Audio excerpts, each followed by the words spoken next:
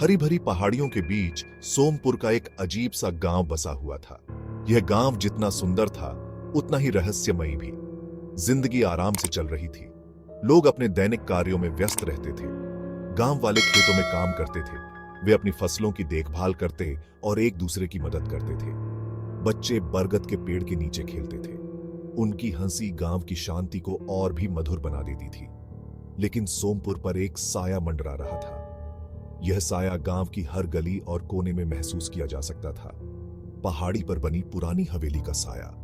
यह हवेली गांव के रहस्यों का केंद्र थी। हवेली के बारे में गांव वाले फुसफुसाते थे।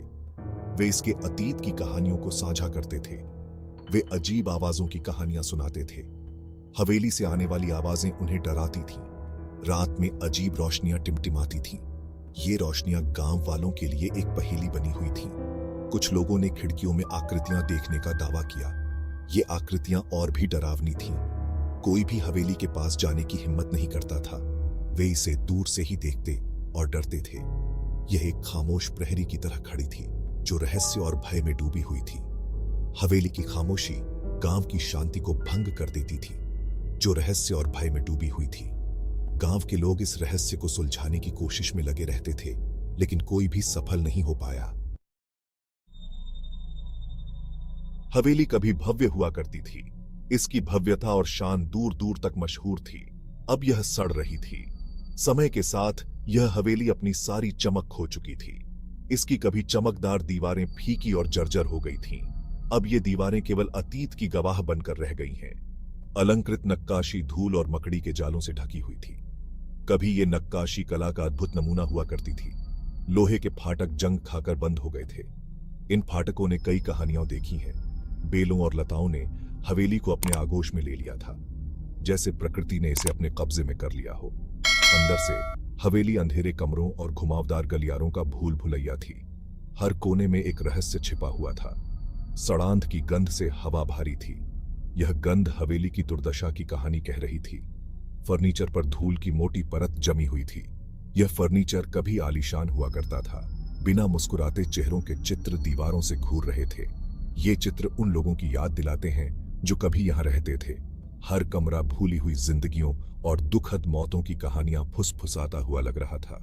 ऐसा लगता था जैसे हवेली के हर कोने में एक कहानी छिपी हो। गांव वाले एक श्राप की बात करते थे। उनका कहना था कि हवेली एक अमीर जमींदार की थी। वह एक क्रूर व्यक्ति था जिसका अंत दुखद हुआ। एक तूफानी रात को वह अपने शू फैंग में मृत पाया गया, लूट लिया गया और हत्या कर दी गई। उन्होंने कहा, जमींदार की मौत के लिए कभी किसी को दंडित नहीं किया गया। उसकी आत्मा शांति न पा सकी, हवेली में भटकती रही। उसने बदला लिया। उन्होंने कहा, उसने अपने दायरे में प्रवेश करने की हिम्मत करने वाले किसी भी व्यक्ति को पीड़ा दी। एक दिन अरुण नाम का एक युवा लेखक सोमपुर आया। वह गांव की सुंदरता और उसकी भूतिया कहानियों से आकर्षित था। वह विशेष रूप से प्रेतवाधित हवेली की कथा में रुचि रखता था। उसने जांच करने का फैसला किया। गांव वालों ने उसे जाने से मना किया। यह शापित है, उन्होंने कहा। बहुत से लोग अंदर गए लेकिन कोई वापस नहीं आया। लेकिन अरुण दृढ़ था। उनका मानना था कि हर चीज की तार्किक व्याख्या होती है। उसे यकीन था कि वह किंवदंती के पीछे का सच उजागर कर सकता है।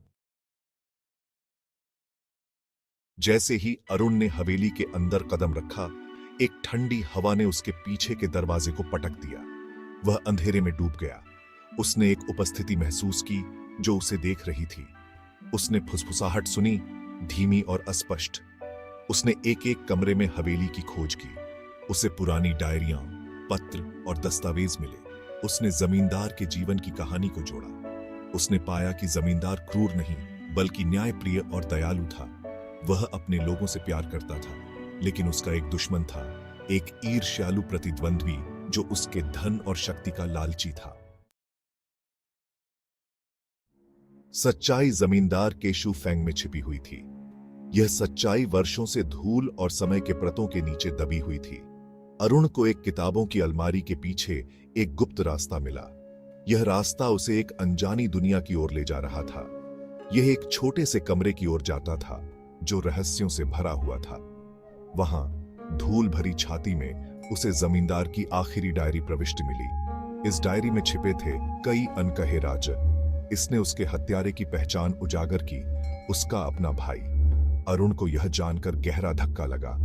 लालच में डूबे भाई ने जमींदार की हत्या कर दी और श्राप की अफवाहें फैला दी। उसने हवेली को भूतिया बना दिया। उसने किसी को भी डराने की उम्मीद की जो सच्चाई को उजागर कर सके। उसका मकसद था लोगों को दूर रखना। अरुण ने गांव वालों को सच्चाई बताई। उसने सबको बताया कि श्राप सिर्फ एक छलावा था। जमींदार का नाम साफ हो गया, श्राप हट गया। गांव वालों ने राहत की सांस ली और हवेली अब अतीत से प्रेतबाधित नहीं है, डूबते सूरज की गर्म चमक में नहाई हुई थी। यह अब एक नई शुरुआत का प्रतीक बन गई।